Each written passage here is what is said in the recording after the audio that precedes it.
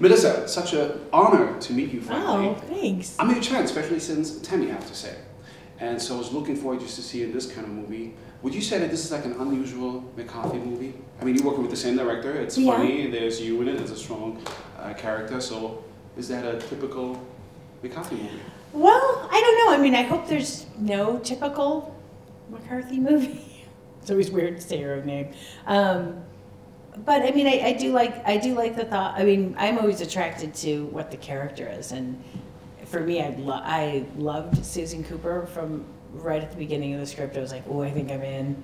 I think I'm really, really in. But I think this one's different because it's a full action movie, and that's a very different thing for me. I'm always pretty physical, but I mean, I've never also was very physical. Very physical, but this was a whole different thing. There was a whole different set of training for this. It's, you know, there was just different stuff. It went up 20 levels of what I had to train for, what I had to know, just the intensity of shooting it, because, you know, you really do have to watch in those kind of sequences that you don't get hurt, you don't hurt somebody else. I mean, it's really easy to kind of destroy someone, so you have to really, it's a focus that I found really fun to do. Like, I'm ready for the next one. I loved it. Oh, you already announced that there's going to be a second one? No, I'm just saying another. I'm just saying for another action movie. I was like, I liked it. It's really difficult, but when you actually get through it, it's, you know, it's like finishing a big run or something. You kind of feel like you're destroyed, but you're also a little proud of yourself for because you getting learn also through it. to throw perfectly a cell phone. You also learn also to speak French. Although I must say, with all the action that you just mentioned, I already said like the same to Paul and also to Jason, that my favorite scene in that movie has to be you and Jason's character in the hotel room where he sums up all the stuff that he did. God. That was hilarious. There's a lot of footage of me just laughing during that scene. I was highly unprofessional, and then when I'm off camera and supposed to be helping my fellow actor, not that helpful. When he would go on those long things, I literally would just turn around and I was like, so basically Jason was talking the back of my shaking head. But altogether, this movie also kind of changed. The thing is, I already mentioned like Tammy, which I didn't know was quite an exception with such a strong female cast that it was also, I mean, except that Will Ferrell was also producing. But also this time, you showing, because you're not a goof agent, you're an agent. No, and that was that was something that Paul and I went over.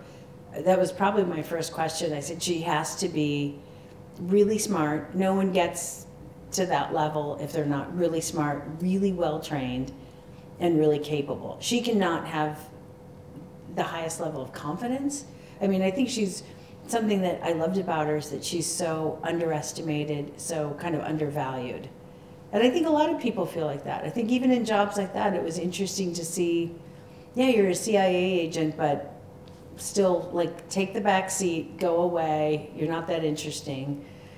And so it kind of dinged up her confidence, and to get to watch that within this spy genre of her kind of gaining her confidence, I just thought that was really cool.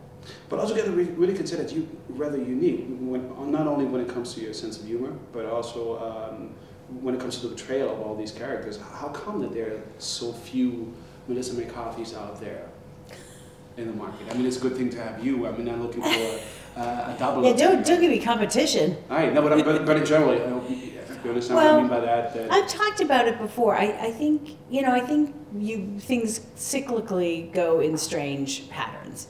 And I think sometimes it's, you know, it's, for some reason there is a habit to make a woman very cleaned up, shiny, and perfect.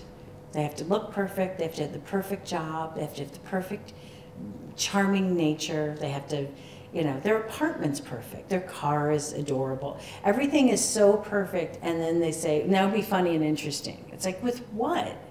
You've given those no tools. None. Like, you know, it's like if there's no personality, it's like it or not, you're friends with your friends because of all of their oddities and quirks, and everybody has a friend that's like, they drive me crazy, I love them, we've been friends for 20 years, but they're nuts. And it's kind of what makes you love people. It's not just the good stuff, it's the whole package. And I think there's a tendency to take all of that stuff away that actually makes a person interesting.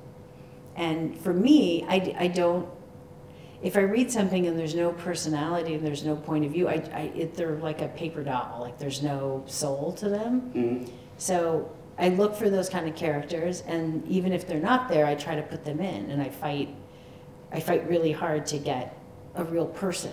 I feel like it's my job as an actor. I'm supposed to be portraying real people, and real people have good and bad and weird and funny and insecure and all these characters to them. And luckily with Paul, I don't have to fight for that. You did. Thank you so much, Melissa. Yeah. Paul, pleasure to have you here with us. Patrice, very happy to be here. I just watched your movie, and I just felt you and Melissa McCarthy, you've met before, is that correct? A couple of times, yeah. I've run into her on the street, yeah. Is that just by obligation, or is there something between you and Melissa that you apparently just seem to work with all her successful movies lately? So there must be a reason that you seem to be always in the... I think she makes my movies successful, which is a good part.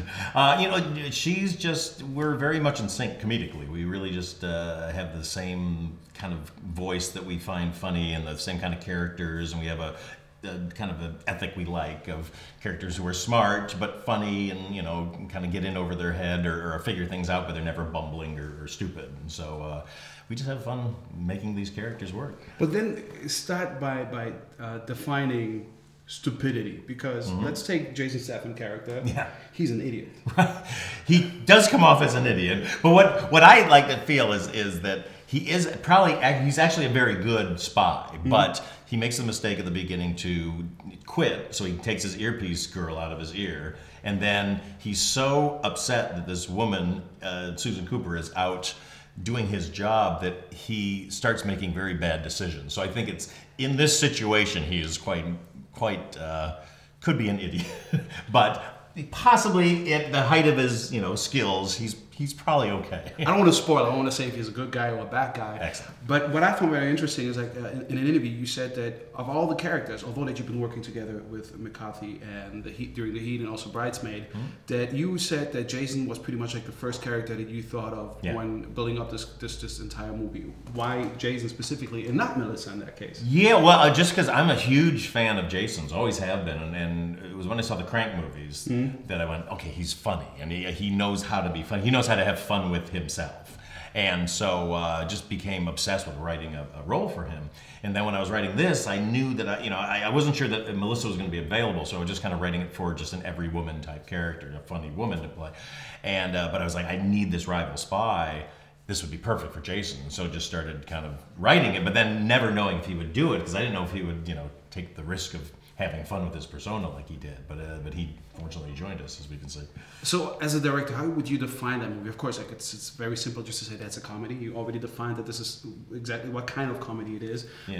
But then again, I'm not really so sure, because all the cast members said that they've been actually acting straight, because it's the comedy, something that comes out in the end. So, where do you define it as a comedy? As any actor is really just playing his role, so they don't really consider it as a comedy, but how would you define it then? Well, I mean, for me, I didn't want it to be a spoof or a parody, so that I knew. I wanted to just make a real spy movie that was funny, that was a comedy. But, so what you do is you just kind of face it like, you don't want silly things happening. I want to make sure that funny things happen out of the situations that are occurring, but nobody's like winking and like, oh, I'm funny.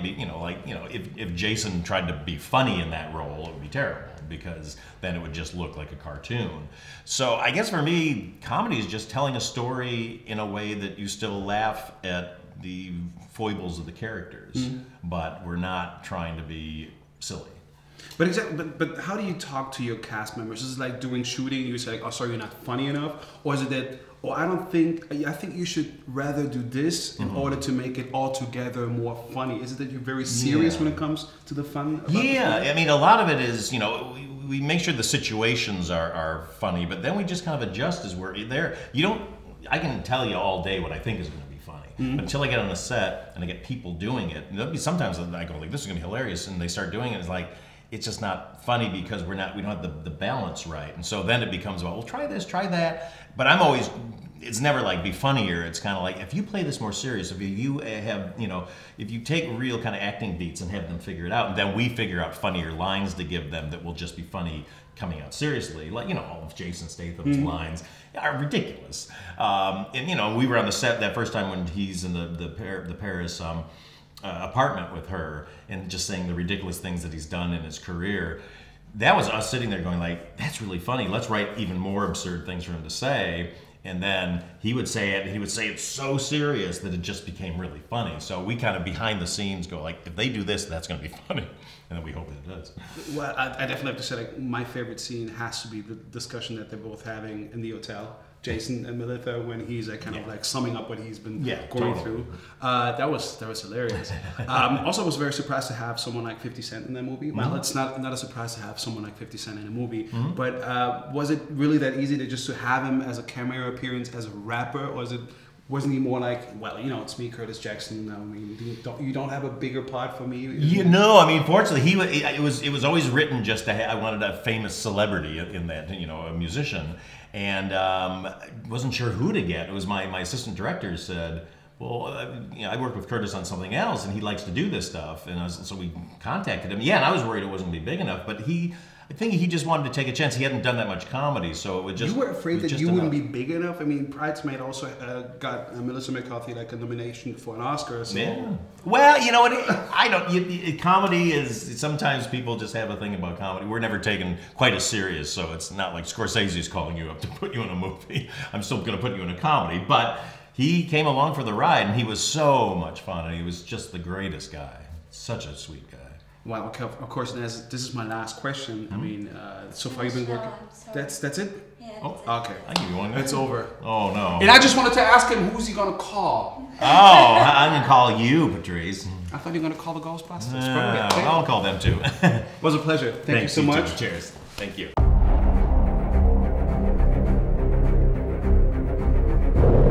Wo ist die Bombe?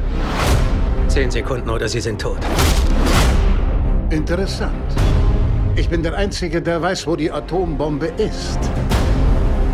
Tja, wenn das so ist, dann sollten Sie aufhören zu... Oh, fuck. Oh mein Gott! Warum hast du das gemacht? Das war keine Absicht. Hier schwirren Unmengen von Pollen durch die Gegend. Ich habe den Lehrerinnenjob für die CIA gekündigt, um eine coole Spionin zu werden. Und jetzt bin ich noch dieselbe Langweilerin wie vorher. Immer gehst du auf Nummer sicher. Ich höre einfach meine Mutter. Pass dich schön an, lass die anderen ran, mach keine Welle, das ist nicht sehr helle. Wahnsinn. Gib deine Träume auf, Susan. Das hat sie mir in die Lunchbox geschrieben. Wir haben ein Gespräch abgehört. Rainer Boyanov weiß, wo die Atombombe ist. Sie kennt die Identität all unserer Agenten. Und wie ist diese Foot an unsere Scheißnamen gekommen? Das wissen wir nicht. Und halten Sie sich mit dem F-Wort zurück. Oh, jetzt hören Sie aber auf. Foot bedeutet ganz was anderes, da wo ich herkomme. Hier bedeutet es Vagina. Wir brauchen jemanden, der die Bombe findet, ohne aufzufliegen. Das heißt, ihr scheidet aus. Ich brauche jemand Unsichtbares. Ich mach das. Oh, okay. Kochen Sie lieber weiter Kaffee. Ich mein's ernst. Ich kann das. Sie bekommen eine neue Identität. Sie sind nicht mehr Susan Cooper. Sie sind Penny Morgan, eine geschiedene Hausfrau aus Iowa. Das stärkt das Selbstvertrauen. Sind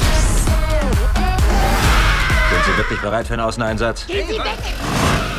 Oh, Kacke! Sie dürfen keinerlei Kontakte zu den Zielpersonen aufnehmen. Auf Ihr Wohl. Sie sind vielleicht nicht so weise wie eine Eule, aber Sie sind der letzte Heuler für mich. Was für ein schwachsinniger Toast. Sie sind entzückend. Okay. Ich bin dein beschissener Albtraum. Ich werde dich vernichten. Was bist denn du für ein Vogel? Ich bin diejenige, die dir den Schwanz abschneidet und an die Stirn tackert, damit du aussiehst wie ein schlappschwänziges Einhorn. So ein Vogel bin ich.